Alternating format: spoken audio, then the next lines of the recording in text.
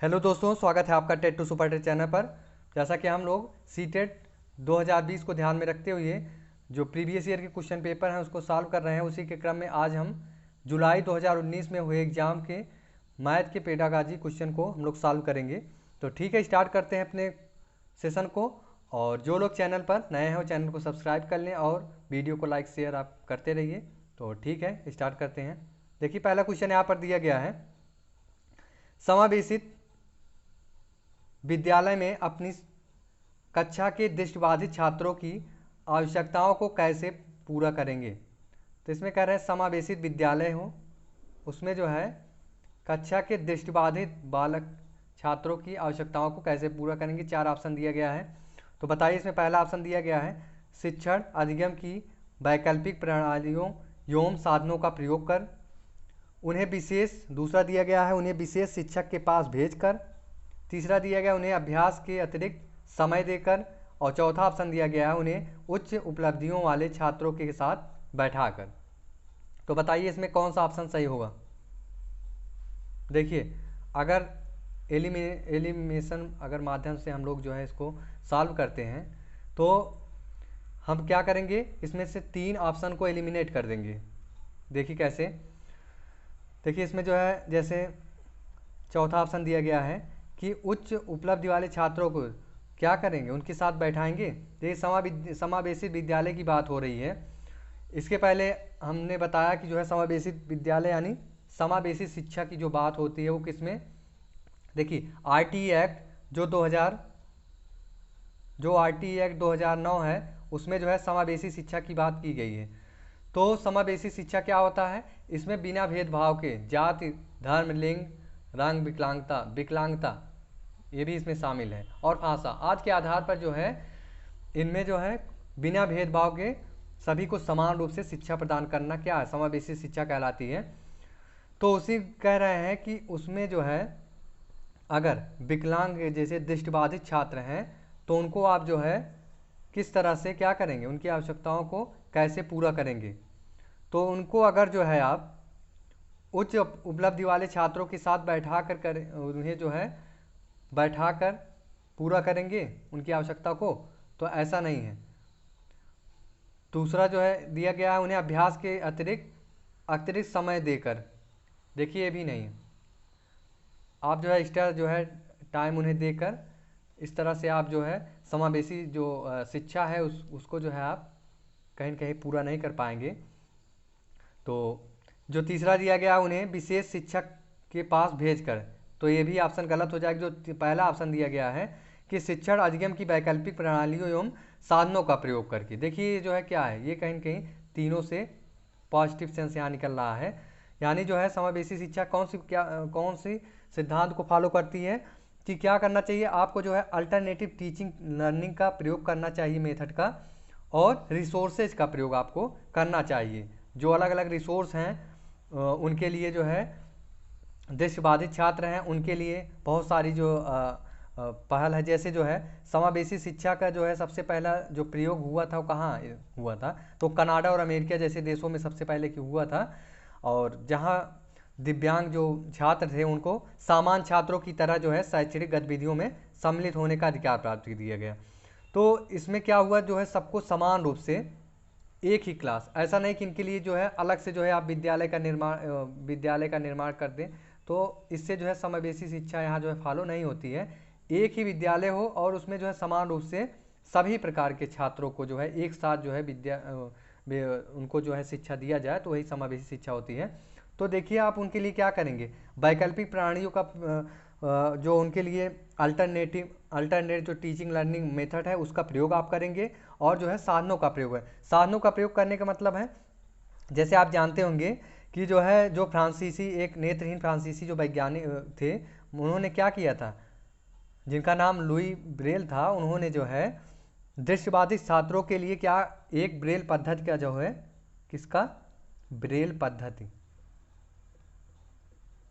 इस पद्धति का निर्माण किसने किया था, तो इसका जो है प्रयोग इन्होंने किया था, जो है ब्रेल, इनका नाम था क्या, लुई ब्रेल नाम था, ये फ्रांसीसी के थे।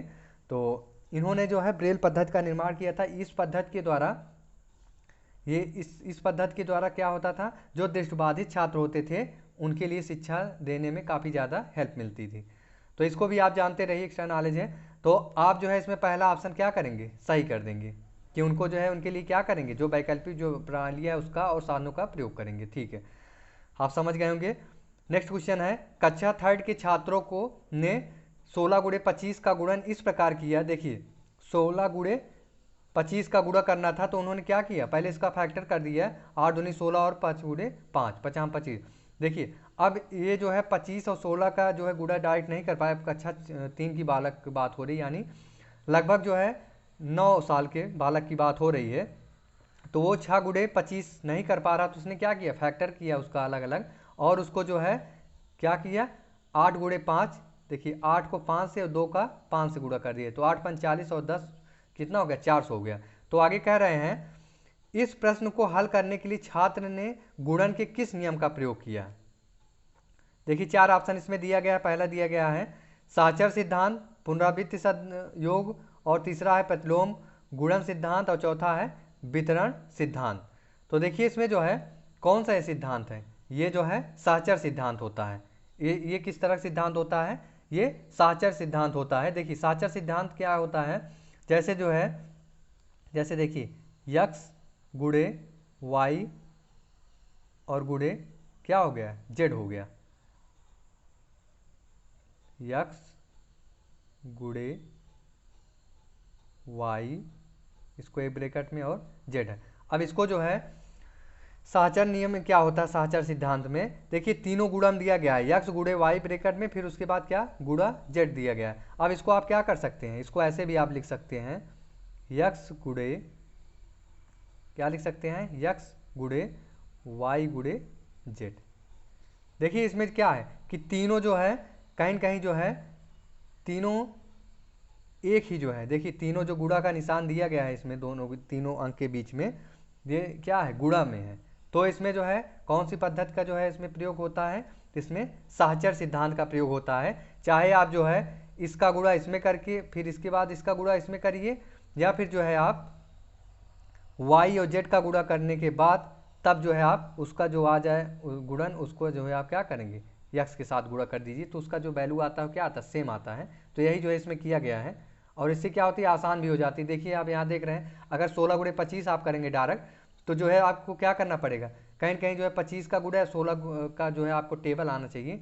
अगर नहीं आ रहा था, अगर आप इसको क्या करेंगे, अगर तोड़ कर साचर नियम लगाएंगे, तो 8 का इसमें 5 से और 2 गुणा 5 से, तो क्या हुआ 8 5 40 और 2 गुणे 5 10 हो गया। अब देखिए 40 गुणे 10 यानी 4 1 4 और 2 जीरो लगा दिए, 400 आ गया। तो ये कौन सा मेथड हो गया। अगर और ऑप्शन की बात करते हैं इसमें, तो इसमें जो है देखिए पुनरावृत्त योग का अगर नियम है, ये क्या होता है पुनरावृत्त योग का नियम, देखिए जैसे जो है 3 गुणे देखिए 3 प्लस 3 प्लस 3 प्लस 3 प्लस 3 है। देखिए ये जो है दिया गया है, कितनी बार दिया गया है, 1 2 3 4 5, 5 बार 3 को जोड़ना है। तो आप इसको क्या कर सकते हैं, 3 को 5 बार गुणा भी कर सकते हैं, तो 3 पचे 15, अगर आप इसको जोड़ेंगे 3 3 6 3 9 3 12 3 15, यानी इसका भी जो है ऐड करने पर कितना आ रहा है, योग 15 आ रहा है। और इसका जो है 3 का गुणा आप 5 बार कर देंगे, 3 पचे 15, तो भी जो है डायरेक्ट इसका आंसर आ जाएगा। तो इसको क्या बोलते हैं, इसको बोलते हैं पुनरावृत्त योग बोलते हैं। ठीक, अगला जो इसका ऑप्शन दिया गया तीसरा दिया गया प्रतिलोम गुणन सिद्धांत। ये प्रतिलोम गुणन सिद्धांत क्या होता है, जैसे फॉर एग्जांपल 2/3 दिया गया है, तो इसका प्रतिलोम गुणन जो है सिद्धांत में, इसके द्वारा आप क्या करते हैं, प्रतिलोम इसका गुणन क्या होगा, इसको आप ऐसे अंक से गुणा करिए कि जो है इसका मान कितना आ जाए, इसका वैल्यू जो है 1 आ जाए। अब देखिए ऐसा आने के लिए क्या करेंगे, आप इसी का उल्टा करके गुणा कर दीजिए, 3/2 का गुणा कर देंगे, देखिए 2 1 कम 2 कैंसिल हो जाए, 3 1 कम 3, यानी इसका वैल्यू कितना आ गया, 1 आ गया।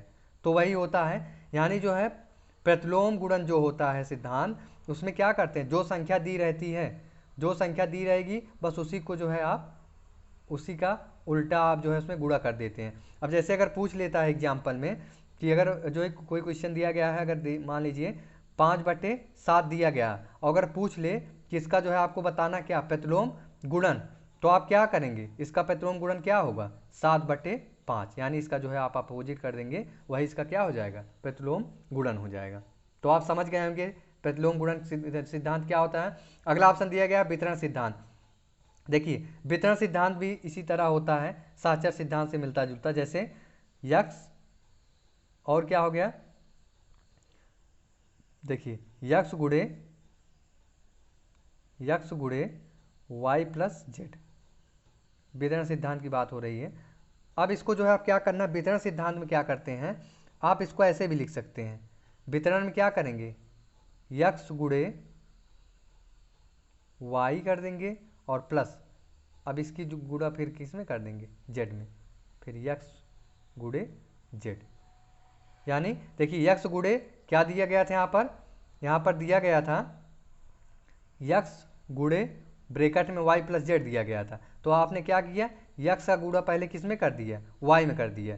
तो यक्स गुणे वाई और फिर यहाँ प्लस दिया गया, दोनों बीच में प्लस लगा दिया आप, और उसके बाद जो है यक्स का गुणा किस में फिर करेंगे, दूसरे पद में जेड में, तो यक्स गुणे जेड हो जाएगा। तो इसको क्या बोलते हैं, इसको वितरण सिद्धांत बोलते हैं। एक एग्जाम्पल से आपको बताते हैं, आप समझ जाएंगे। जैसे मान लीजिए जो है दिया गया है 2 गुणे 3 प्लस 7।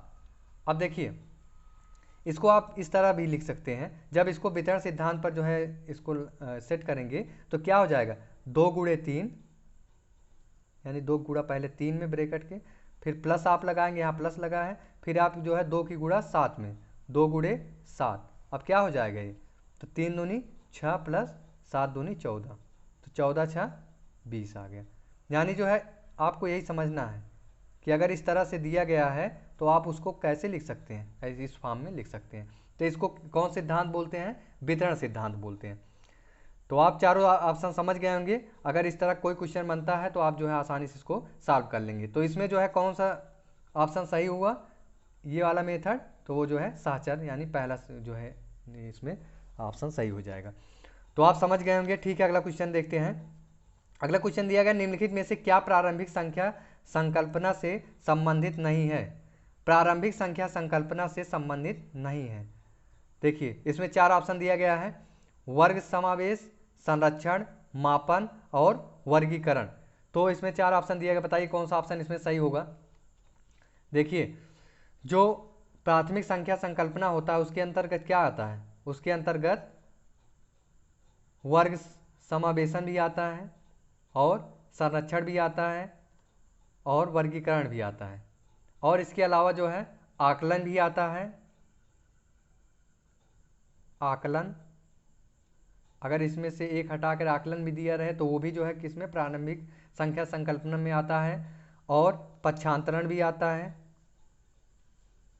तो ये सब आप जानते रहिए किसमें आता है, ये प्रारंभिक संख्या संकल्पना के अंतर्गत आता है।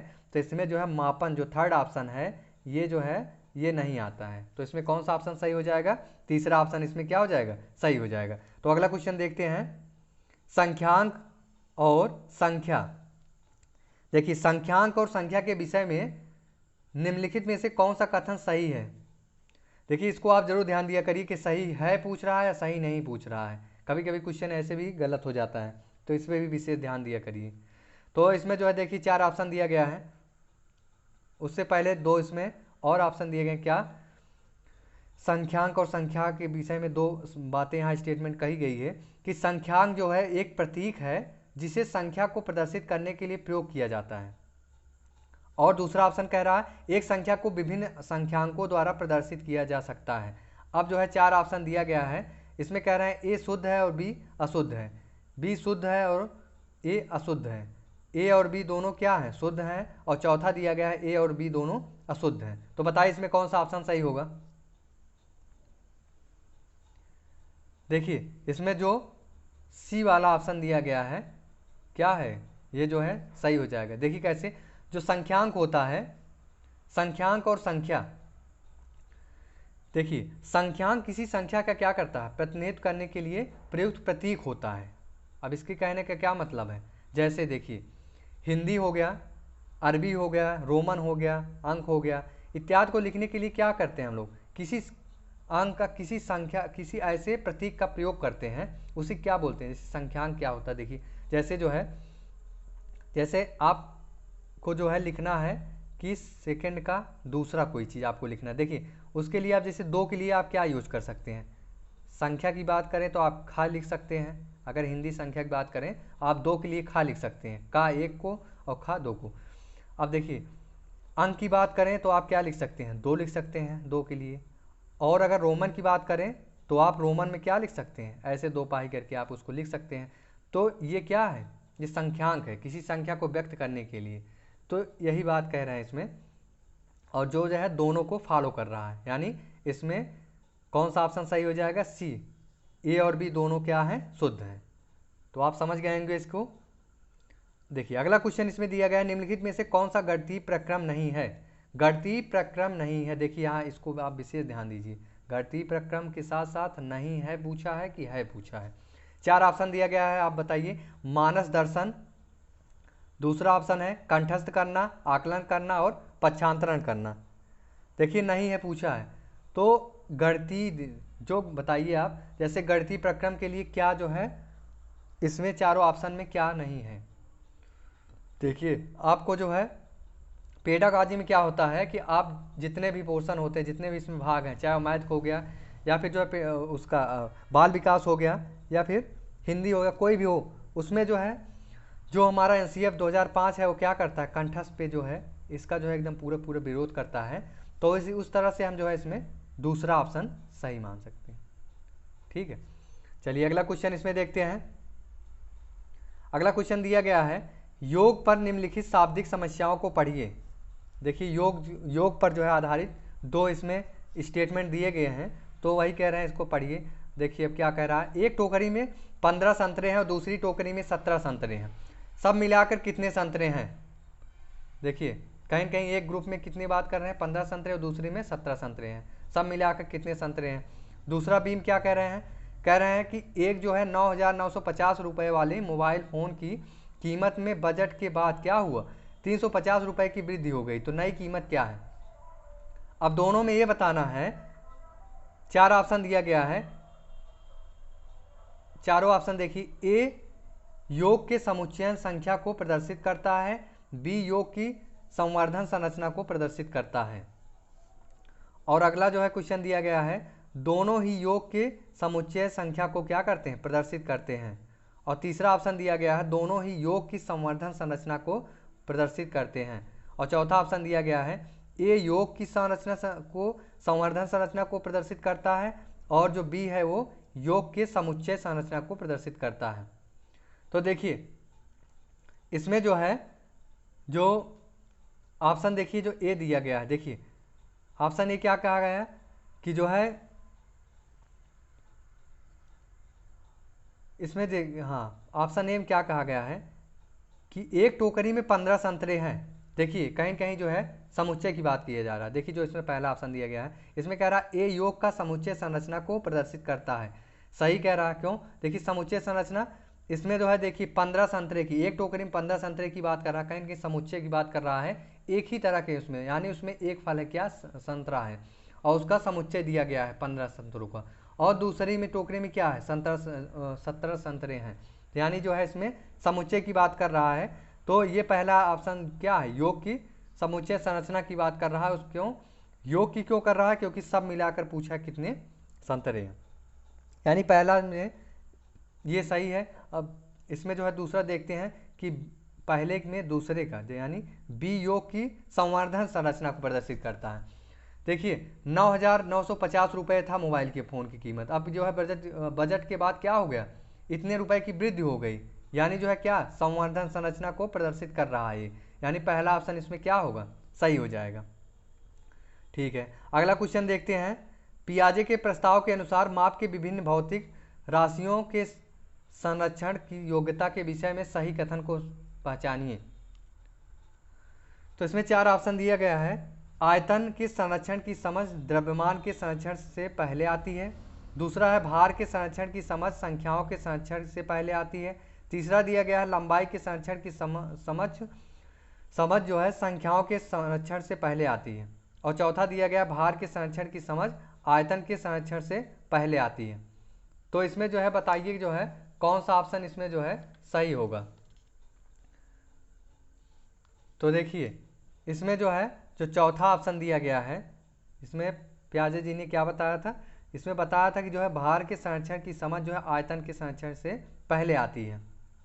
तो इनके जो 4 अवस्थाएं बताई है इन्होंने संज्ञानात्मक विकास की, उसी के अंतर्गत ये आता है। तो 4 जो है अवस्थाएं मैं कई बार बता चुका हूँ। पहला क्या है, संवेदी पेशी अवस्था, जिसका जो है कार्यकाल कितना होता है, जन्म या 0 से 2 वर्ष होता है। और दूसरी जो है पूर्व संक्रियात्मक या प्राक संक्रियात्मक अवस्था, या इसको जो है प्री ऑपरेशनल बोलते हैं इसको, इसकी जो है आयु कितनी होती है, 2 से 7 वर्ष होता है। और उसके बाद तीसरी अवस्था होती है मूल संक्रियात्मक अवस्था, जिसकी जो है कार्य होता है कितना, आयु होता है 7 से 11 वर्ष। और जो लास्ट है 11 वर्ष की बात की, यानी अमूर्त संक्रियात्मक अवस्था या औपचारिक संक्रियात्मक अवस्था, तो उसी के अंतर्गत आता है। तो चौथा ऑप्शन इसमें क्या हो जाएगा, सही हो जाएगा। देखिए अगला क्वेश्चन दिया गया है, एक अध्यापक कक्षा 4 के छात्रों को निम्नलिखित कार्य देता है, यानी जो है लगभग 10 वर्ष की। आप देखिए जब क्लास की बात की जाए तो आप तुरंत जो है उसका अनुमान आप लगाया करिए एज से, कि उसका जो है एज बालक का जो है कितना होगा। तो लगभग 10 वर्ष की बालक की बात हो रही है। तो इसमें कह रहे हैं कि 10 वर्ष के बालक के लिए क्या, 25 टाइल को सभी संभव आयताकार व्यूहों में व्यवस्थित करें। 25 टाइल है उसको जो है सभी संभव आयताकार व्यूहों में व्यवस्थित करना है। इसके लिए इस कार्य में निम्नलिखित में से कौन सी गणितीय अवधारणाओं को संबोधित किया जा सकता है। देखिए 4 ऑप्शन दिया गया है। देखिए पहला दिया गया क्षेत्रफल गुणनखंड परिमाप, दूसरा क्षेत्रफल परिमाप आयतन, तीसरा क्षेत्रफल आयतन और लंबाई, और अगला दिया गया है आयतन क्षेत्रफल और लंबाई। तो इसमें जो है कौन सा ऑप्शन सही हो जाएगा। देखिए इसमें आप जो है देख रहे होंगे जो ए ऑप्शन दिया गया है, जैसे कोई टाइल्स है, ठीक है, कोई टाइल्स है तो उसमें जो है क्या क्या, देखिए उसका क्षेत्रफल भी होता है, उसका जो है क्या होता है, क्षेत्रफल भी होता है, गुणनखंड भी होता है और परिमाप भी होता है। यानी जो है इसमें कौन सा ऑप्शन सही हो जाएगा, पहला ऑप्शन इसमें सही हो जाएगा। अब देखिए टाइल्स की बात हो रही तो आयतन तो नहीं होगा, इसमें भी आयतन दे दिया है, इसमें भी आयतन दे दिया। अगर आप एक ऑप्शन समझ गए एक चीज़, जैसे आयतन क्या 3D कोई चीज़ होता है तो उसका आयतन आप निकाल सकते हैं, लेकिन यहाँ बात किसके हो रही है, टाइल्स की बात हो रही है। तो यहाँ जो है आयतन का कोई मतलब नहीं है। देखिए एक ऑप्शन आप समझ गए तो आप जो है 3 ऑप्शन कट करके चौथा ऑप्शन क्या कर सकते हैं, सही कर सकते हैं। अब इसमें कुछ है नहीं, लेकिन इतना बड़ा जो है इसका लैंग्वेज दे दिए हैं। तो बस आपको जो है बस यही चीज़ समझना होगा कैसे जो है इसको एलिमिनेट करके जो है 3 ऑप्शन को कट करके चौथा ऑप्शन सही करना होता है। तो कैसे करेंगे आप, तो वही आपको देखना है। अगला क्वेश्चन दिया गया, निम्नलिखित समुच्चय में से कौन सा गणित में प्रश्न हल करने का कौशल है। गणित में प्रश्न हल करने के लिए कौशल की बात कर रहे हैं गणित में। तो देखिए पहला ऑप्शन दिया है चित्रांकन करना, पीछे से हल करना, रट लेना, विवेचना करना, दूसरा दिया गया है चर का प्रयोग करना और प्रतिरूप देखना, तीसरा है कंठस्थ करना, अनुमान लगाकर परीक्षण करना और चित्रांकन करना, और चौथा ऑप्शन दिया गया है प्रश्न त्रुटि विधि, चित्रांकन करना, कंठस्थ करना। अब देखिए अगर आप जो है डेली क्लास ले रहे हैं इसकी, तो आप एक चीज़ समझ गए होंगे कि मैंने इतनी बार बता दिया है कि आप रट गया होगा आपको कि इसमें जो है देखिए कंठस्थ करना अगर कहीं आ रहा है तो आप जो है क्या करेंगे, आपको मैथ सीखना है तो आप कोई चीज़ रट के जो है नहीं सीख सकते हैं मैथ में। आपके क्या देखिए कंठस्थ भी अगर कंठस्थ दिया है तो आप इसको पढ़ने की ज़रूरत नहीं है, आप कंठस्थ है तो आप तुरंत पहले कट कर दीजिए। दूसरे में भी देखिए दिया गया है आपको, इसी तरह जो है आपको जो है कीवर्ड समझना होता है। अगर आप कीवर्ड समझ गए कि किस तरह से जो है ऑप्शन को हमें 3 गलत करके चौथे को सही करना है, अगर आपको क्वेश्चन नहीं समझ में आ रहा तब भी जो अगर आपको कीवर्ड अगर पता है तो आप क्या करेंगे, बहुत अच्छी तरीके से जो है आप क्वेश्चन को सॉल्व कर पाएंगे। तो देखिए पहला चौथा ऑप्शन भी कट गया, दूसरा ऑप्शन भी क्या हुआ, कट गया, और तीसरा देखिए तीसरा नहीं चौथा देखिए क्या दिया गया, रट लेना, रटने की भी बात जो है यहाँ गलत है, यानी जो है आपका दूसरा ऑप्शन सही हो गया। यानी अब जो है अगर आप एक कीवर्ड अगर आपको ध्यान है कि रटना और जो है दूसरा वर्ड कंठस्थ करना, यानी रटना, तो अगर ये वर्ड अगर आपको पता है तो देखिए आप जो है ऑप्शन आराम से जो है इस क्वेश्चन को सही कर सकते हैं। तो ठीक है, एक क्वेश्चन और देखते हैं। वान हेले के स्तर जिस विकास की अवस्थाओं का संकेत करते हैं वह है क्या? स्थानीय मान, ज्यामितीय चिंतन, भिन्न और संख्या की संकल्पना। तो इसमें बताइए जो है कौन सा ऑप्शन सही होगा। तो इसमें जो है आपका जो है बी ऑप्शन जो है सही हो जाएगा। वान हेले ने विकास की अवस्थाओं का संकेत दिया, इनके अनुसार जो है ये बी ऑप्शन क्या होगा, सही हो जाएगा, ज्यामितीय चिंतन। तो ठीक है, यहीं पे जो है इसको जो है एंड करते हैं, और फिर जो अगला जो है जब लेके आएंगे दूसरा इसका नेक्स्ट पार्ट, तो उसमें जो है और क्वेश्चन को जो है यहाँ पर हम लोग डिस्कस करेंगे। तो ठीक है, आप जो है बस पढ़ते रहिए और कंटिन्यूटी आप बनाए रखिए, और जो कीवर्ड आपको मिलता है आप जो है उसको ध्यान से पढ़िए, और धीरे धीरे आपको जो है ये क्वेश्चन इतने अच्छे से समझ आने लगेंगे कि आपको बहुत ज़्यादा इसमें मेहनत करने की ज़रूरत नहीं पड़ेगी। और जिनको जो है डर है कि जो है ये बहुत ज़्यादा टाइट क्वेश्चन आता है इसमें, तो ऐसा कुछ नहीं है, आप जो है बहुत ही आसानी से बस इसका आपको एक कीवर्ड जो है कुछ आपको ध्यान देना है, कुछ पॉजिटिव कुछ जो है पॉजिटिव वर्ड होते हैं, कुछ निगेटिव सेंस देते हैं, तो आपको यही पहचानना होता है। देखिए सीटेट और यूपी टेट में यही अंतर होता है कि सीटेट आपको अगर क्वालिफाई करना है तो आपके अंदर जो है अंडरस्टूड, यानी जो है आपके अंदर कहीं न कहीं समझ होनी चाहिए, और फैक्ट के द्वारा तो आप जो है यूपी टेट जो है आराम से निकाल सकते हैं, लेकिन जो है आप सीटेट जो है बिना जो है आप समझ के जो है नहीं निकाल सकते हैं। तो इसलिए जो है आप सिर्फ समझने पर विशेष ध्यान दिया करिए सीटेट के क्वेश्चन में। तो ठीक है, अपने जो है वीडियो के यहाँ पे स्टॉप करता हूँ, और जो लोग जो है चैनल पर नए हो चैनल को सब्सक्राइब करिए, और आप लोग भी जो है इसको वीडियो को शेयर करिए, लाइक करिए वीडियो को अगर अच्छा लगे तो। ठीक है, थैंक यू।